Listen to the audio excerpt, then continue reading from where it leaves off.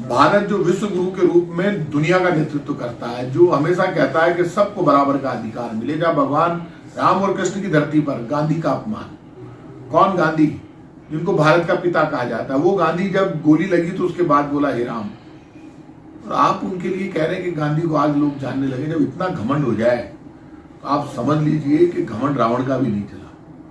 आप क्या बात करते हैं, देश के हालात क्या हैं। गांधी वो जिसने तो आते ही कहा कि दलित को अधिकार मिले। बाबा साहब भीमराव अंबेडकर और पंडित नेहरू गांधी ने जब विचार किया तो सबसे पहला हक किसको मिला कि जो औरों की सेवा करता है, औरों का सामान उठाकर चलता है, उस दलित को अधिकार दिया गया। रिजर्वेशन की पॉलिसी बनी और सबको बराबर का अधिकार मिला। और आपने क्या किया, आपने आते ही प्रधानमंत्री जी सबसे बड़ा काम कर दिया। इन 10 वर्षों में सबसे ज्यादा पाप यदि कुछ हुआ इस देश में तो प्राइवेटाइजेशन का हुआ है। रेल गई, हवाई जहाज गई, धरती गई, कोयला गया, खान गई, सब कुछ आपने प्राइवेट कर दिया। तो रिजर्वेशन तो अपने आप ही खत्म कर दिया आपने। आप अब तक आधे से ज्यादा रिजर्वेशन खत्म कर चुके हो। और ये पहला इलेक्शन मैं देख रहा हूं जिसमें अपना काम नहीं बता रही है बीजेपी के नेता, प्रधानमंत्री जी, कोई नहीं बता रहा।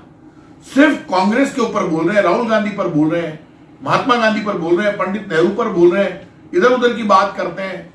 ये तक कह रहे हैं टोटी खोल के ले जाएंगे, ये भी कह रहे हैं भैंस खोल के ले जाएंगे, लेकिन ये नहीं बोल रहे कि आपने घर से नोट लेकर भाग गए। आप नोटबंदी में क्या हालात कर दिए देश के, लोग तड़फ तड़फ कर मर गए, लेकिन आपको दया नहीं आई। आपने किसान को कुचल कर मार दिया, 1000 से ज्यादा किसानों की मौत हुई। तो आपने जो पाप किए उसके बाद आज आप गांधी को चुनौती दे रहे। गांधी को नहीं है ये चुनौती, तिरंगे को है, ये चुनौती देश को है। और मैं सब लोगों से अपील करूंगा, ये अंतिम चुनाव, अब अंतिम दौर है चुनाव का 1 तारीख को। सबसे अपील करूंगा, जब गांधी को चुनौती मिल गई है तो ये भारत को चुनौती है, भारत के नागरिक को चुनौती है, क्योंकि गांधी मन मन में बसते हैं। जिस तरह से इस धरती पर ये ऋषियों की, मुनियों की, सबकी धरती है, लेकिन जब भारत का नाम आता है तो लोग महात्मा गांधी का नाम लेते हैं। इसलिए मैं आप सबसे कहूंगा, एक भी वोट बीजेपी को नहीं मिलना चाहिए। और ये दुनिया जानती है कि रोटी पलटे बगैर नहीं सीखती और सरकार बदले बगैर नहीं चलती। और इन लोगों को अब सबक सिखाने का वक्त आ गया। यदि कांग्रेस जीतेगी, पंजा जीतेगा, तो भारत जीतेगा, ये ध्यान रखना। और यदि ये लड़ाई अब हो रही है हिंदुस्तान वर्सेस बीजेपी, तो हिंदुस्तान को जिताने के लिए बीजेपी को हराना होगा। बीजेपी की हार का मतलब है हिंदुस्तान की जीत, आम आदमी की जीत, जनता की जीत, सच्चाई की जीत। और ये ऐसी जीत है जो महंगाई, गरीबी, बेरोजगारी को रोकेगी, जो भारत को एक नई ताकत देगी, जो भाईचारा और प्रेम पैदा करेगी। लेकिन भारत एक ताकत के साथ खड़ा होगा। जिन लोगों ने इस पूरे चुनाव में मोदी गारंटी फेल हो गई, डायलॉगबाजी फेल हो गई, और कुल मिलाकर बीजेपी का हर नेता सिर्फ एक व्यक्ति पर चुनाव लड़ता हुआ नजर आया। बीजेपी नजर नहीं आई कहीं पर भी। चुनाव लड़ा जा रहा है 1 और 2 व्यक्तियों के द्वारा।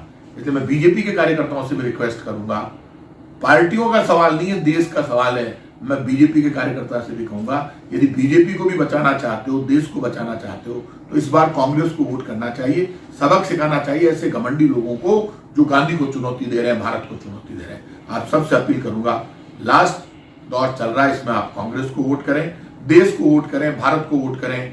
कर्मचारी, व्यापारी, मजदूर, किसान को बचाने के लिए, गरीब को, गांव को, खेत को, खलियान को, झोपड़ी को, मां बहन बेटी के आंसू पहुंचने के लिए सब पंजे के निशान का बटन दबाएं, इंडिया गठबंधन को जिताएं और बीजेपी को हराएं। धन्यवाद। जय हिंद।